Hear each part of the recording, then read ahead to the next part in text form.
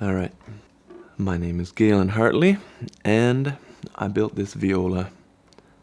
It's modeled after an Andrea Guarneri viola, which is known as the Comte Vital. That's the French pronunciation of that name. But I don't speak Italian, so that's all I got. It's super popular, I would say, in terms of viola models, and it works pretty well. I didn't follow like the thicknesses exactly, because on the original it's super thin around the edges, and in the corners it's got this crazy scoop. But in general, for the shape of the archings, basic thicknesses, I used the original as my inspiration, shall we say. This was an order for a customer of mine. His name's Joshua Litton, and super guy. He bought my second violin that I ever made way back in the day, and so he wanted this size viola with a cutaway. Surprisingly, I don't think the cutaway affects the sound that much. The A string, I think, can sometimes be a little metallic on violas, and I don't think it's the case on this one. I don't know if it's because of the cutaway or because of something else.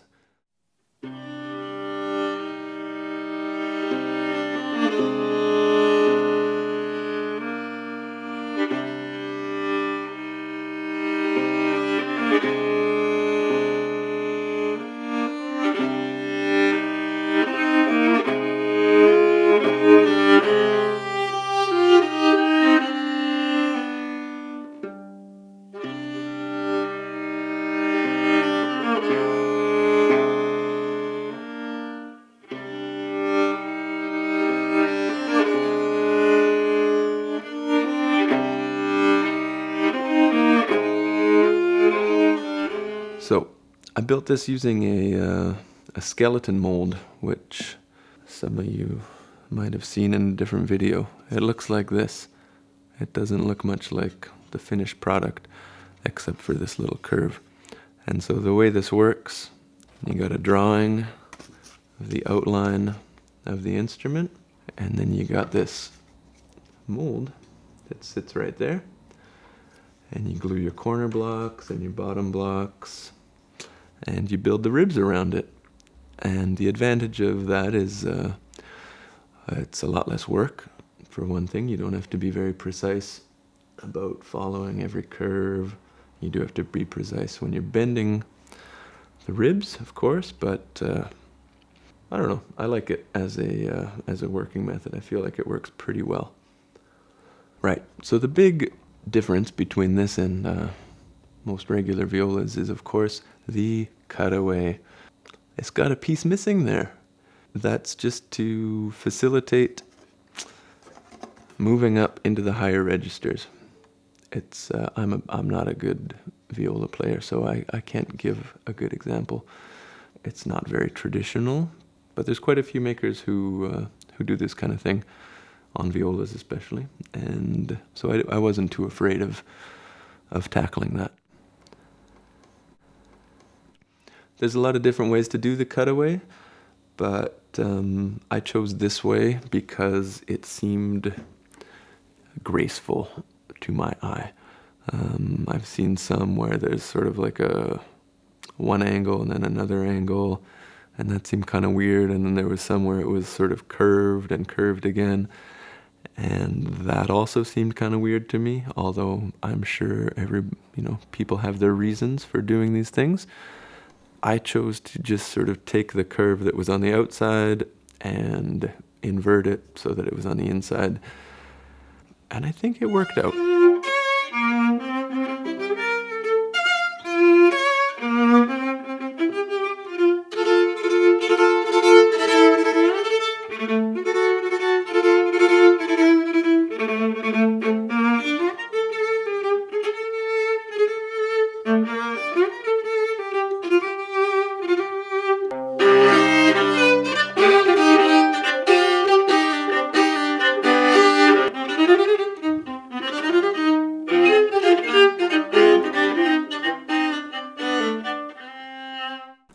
So this has an antique finish, as you can see. It's made to look a little bit old. It's not really old. I just finished it a couple weeks ago. There's a couple little bits that I'm pretty happy with, like this little guy here, this little nick there. I feel like that's not a bad example of what a little thing like that would look like on a real old instrument, because you got the texture of the indentation where it was hit by something, and then you got some dirt and stuff that's filled it in a bit, and then you got some varnish on top from polishing the instrument. I feel like that's maybe a reasonable facsimile of what real age might look like. And there's another one over here. This one's a little pointier. You know, it's got some personality. In general, this is a pretty light antiquing job. You know, you can see that there's kind of an even patina all over it, but I didn't go nuts. And on the back here, we got a little bit more. So it's become clear to me over the last little while that not everybody likes antiquing. Some people are really against it. I'm okay with making instruments with, you know, non-antiqued varnish as well. I think I'm a little more comfortable with antiqued varnishes just because that's what I've done most of, but I can certainly appreciate the beauty of a non-antiqued finish. You know, there is skill involved in antiquing. And if you don't like antiqued instruments, I mean, don't buy them. It's to each their own.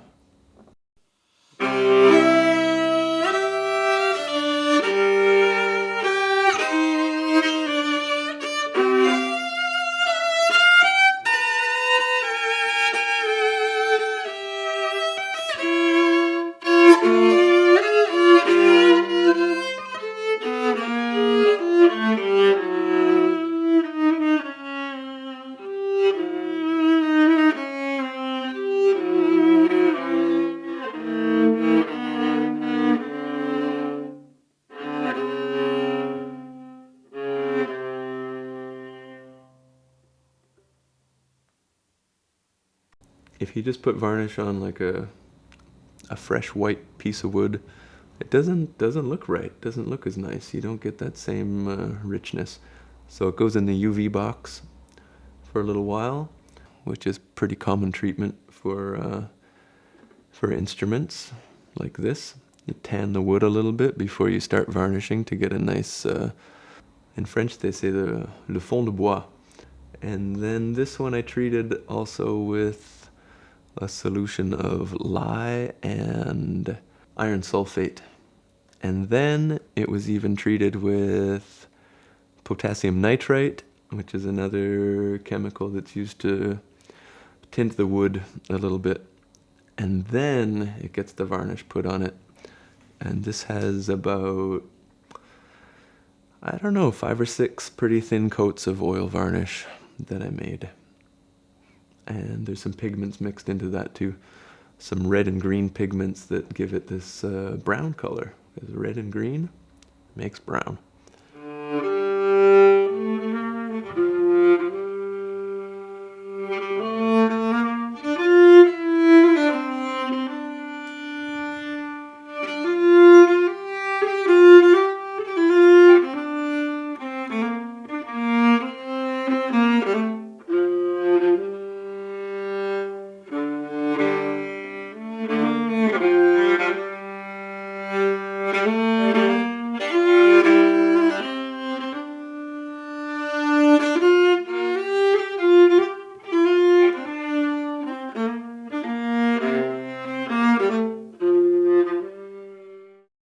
This is another atypical instrument that I thought would be interesting to show if anybody's interested in this kind of thing. It's a violin, but if you look close, geez, there's 5 strings on this thing. Yeah, 5 strings. So there's this one over here, that's a C string. So it's a bit of a mix between a violin and a viola. It sounds like this.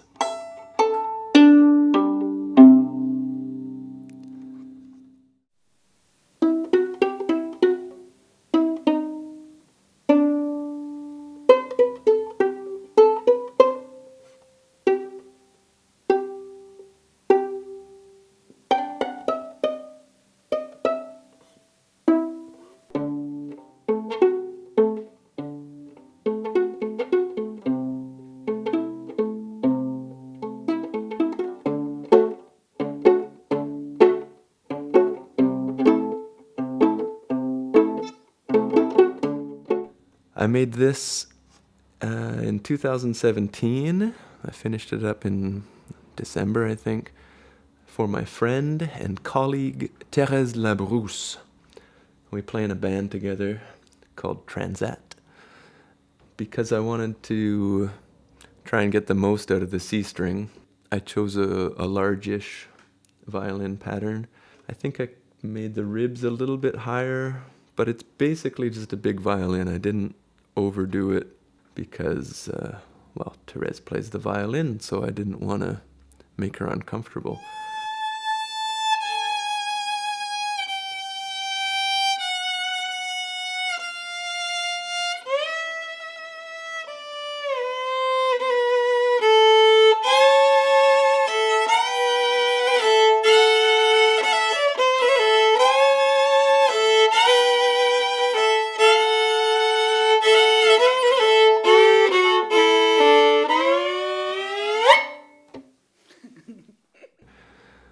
The big difference, obviously, is to accommodate the fifth string. You got to have a bigger fingerboard, bigger neck.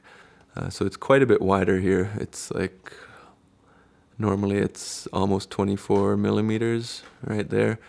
And this is something like 27 or something like that. Those 3 millimeters make a big difference. Also, I didn't really feel like I had to push the acoustics to an insane extreme because knowing Thérèse and what she does with her instrument, she is almost all the time playing in amplified settings or recording sessions and things like that. So, you know, I wanted it to sound good, but I also knew that there was going to be plenty of extra amplification for the low end. But I think the C string it's fine. And I think in general it works pretty well. I think it sounds good acoustically too.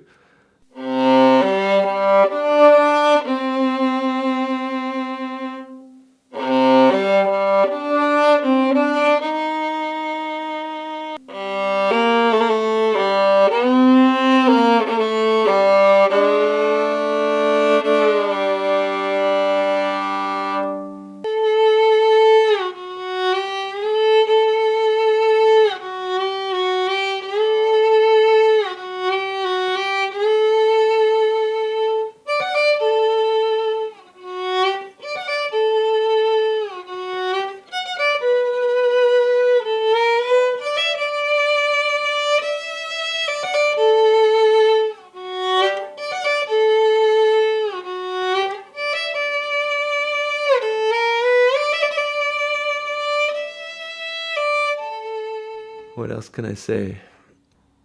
This violin is called Michel. That's the name that Thérèse gave it. So, there you go, Michel.